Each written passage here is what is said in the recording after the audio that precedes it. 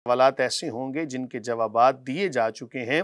तो जब आप तरतीब के साथ मुकम्मल प्रोग्राम को देखेंगे तो बहुत सारे मसाइल आपके इंशाअल्लाह अज़ीज़ खुद ब खुद हल हो जाएंगे। आज के सवालात की जानिब बढ़ते हैं। कारी साहब, कौन से आज के सवालात मौजूद? मुफ्ती साहब, आज का पहला सवाल उस्मान अली गुजरांवाला से पूछते हैं कि क्या मुसलमान गैर मुस्लिम की दाढ़ी मूंढे तो गुनाहगार होगा? बिस्मिल्लाहिर्रहमानिर्रहीम। इसका कुछ जवाब तो हमने इससे पहले एक प्रोग्राम में दिया था। मज़ीद ये बात याद रखें कि कुछ चीज़ें फ़ितरत के अंदर हैं। फ़ितरत उन चीज़ों को कहा जाता है कि जिस पर तमाम अम्बिया अलैहिमुस्सलाम अमल पैरा हों।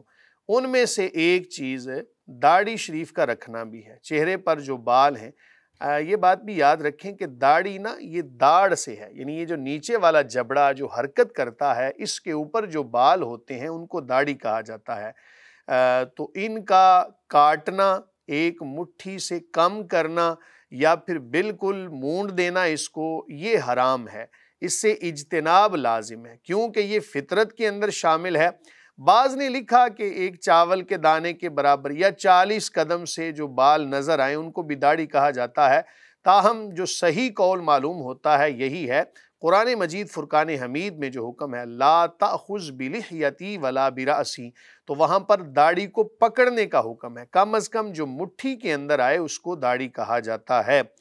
तो चूँकि ये फितरत के अंदर शामिल है, तमाम अम्बिया इस पर अमल पैरा थे। इसके अलावा ज़ेरे नाफ बालों का उतारना, ज़ेरे बगल बालों का उतारना, नाखूनों का काटना, मूँछों को कम करना, दाढ़ियों का बढ़ाना और जनाब मिसवाक को भी इसमें शामिल किया गया, खतना करना, ये तमाम चीज़ें फितरत के अंदर शामिल हैं। कोई भी नबी ऐसे दुनिया में तशरीफ़ नहीं लाए कि जिन्होंने इस पर अमल न किया हो। वइज़ तला इब्राहीम रब्बुहु बिकलिमातिन फ़अतम्महुन्ना, कि याद करें कि जब इब्राहीम अलैहिस्सलाम आपको आज़माया अल्लाह ताला ने कुछ कलिमात के साथ, तो हज़रत इब्राहीम अलैहिस्सलाम ने उन कलिमात को पूरा कर दिया। इसकी तशरीह के अंदर, तफसीर के अंदर ये भी मिलता है कि वो तमाम चीज़ें जो फितरत पर मुश्तमिल थीं उनके साथ हज़रत इब्राहीम अलैहिस्सलाम को आज़माया गया। आपने इन तमाम चीज़ों पर अमल करके दिखाया। अब मसला ये बनता है कि ज़ाहिर है कि जब आप गुनाह के अंदर ताउन करेंगे तो वो गलत होगा।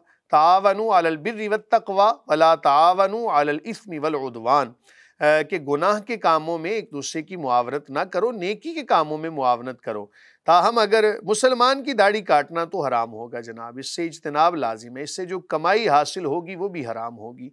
ताहम जो गैर मुस्लिम हैं उनके हवाले से भी सही यही मालूम होता है कि उनकी दाढ़ी को काटना भी नाजायज़ होगा, इससे परहेज़ लाजिम है चूँकि ये फितरत के अंदर है।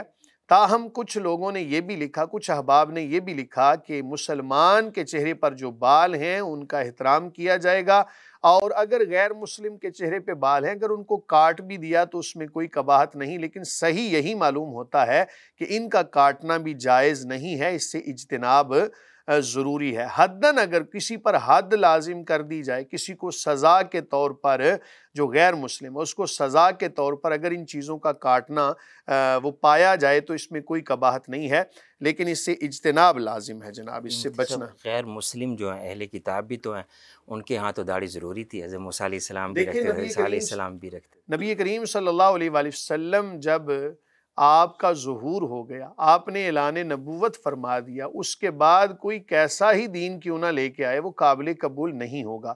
आखिरी नबी हज़रत मुहम्मद मुस्तफ़ा सल्लल्लाहु अलैहि व आलिहि वसल्लम, उन्हीं का कलिमा पढ़ेंगे तो आफ़ियत है। वरना फिर आपने अगर नसारा हैं, यहूद हैं, तो इससे पता ये चला कि अपने नबी की बात को भी नहीं मान रहे। हालांकि हज़रत मूसा अलैहिस्सलाम, हज़रत ईसा अलैहिस्सलाम, तमाम अम्बिया ने नबी करीम सल्लल्लाहु अलैहि वसल्लम के हवाले से ये अपनी अपनी कौमों को बता दिया कि मेरे बाद जो नबी आएंगे उनका कलिमा पढ़ने में आफ़ियत है। यहाँ तक कि आज अगर कोई भी नबी दुनिया में तशरीफ़ ले आए, हज़रत ईसा अलैहिस्सलाम दुनिया में तशरीफ़ लाएंगे, और कैसे तशरीफ़ लाएंगे? नबी करीम सल्लल्लाहु अलैहि वसल्लम के उम्मती बनकर।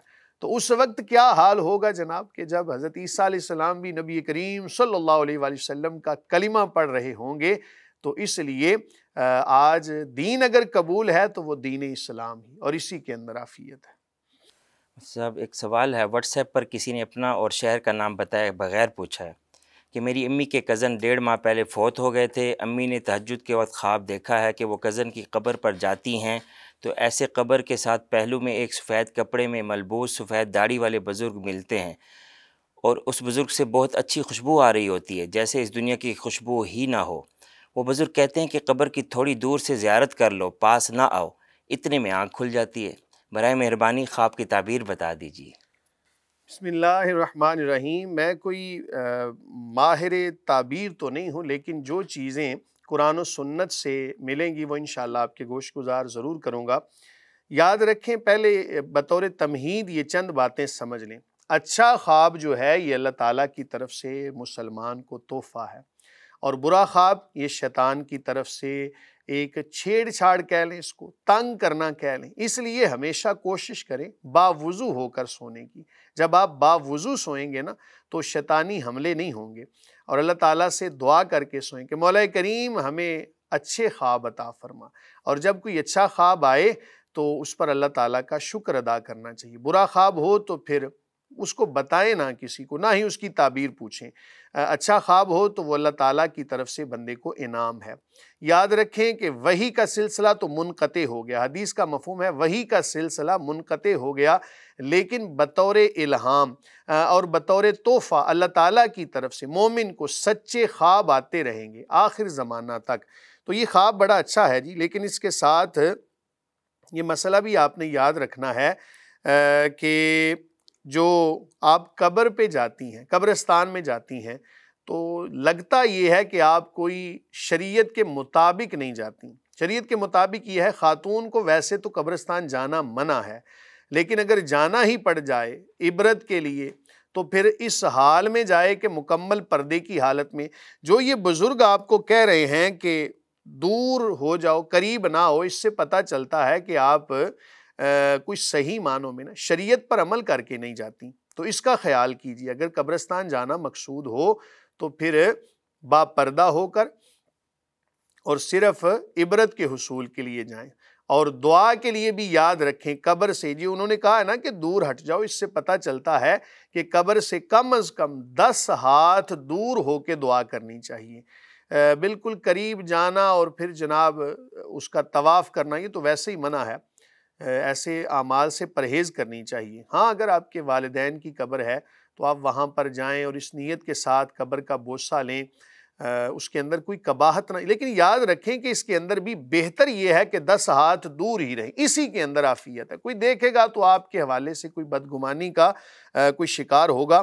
رہی بات یہ کہ وہاں سے خوشبو آنا بڑی اچھی بات ہے جی، وہ بزرگ آپ کو کہہ رہے ہیں کہ تھوڑی دور ہو جاؤ، اس کے بعد آپ کی آنکھ کھل جاتی ہے۔ یہ بزرگ کوئی اللہ والے لگتے ہیں جی، اور یہ مبارک خواب ہے آپ کا۔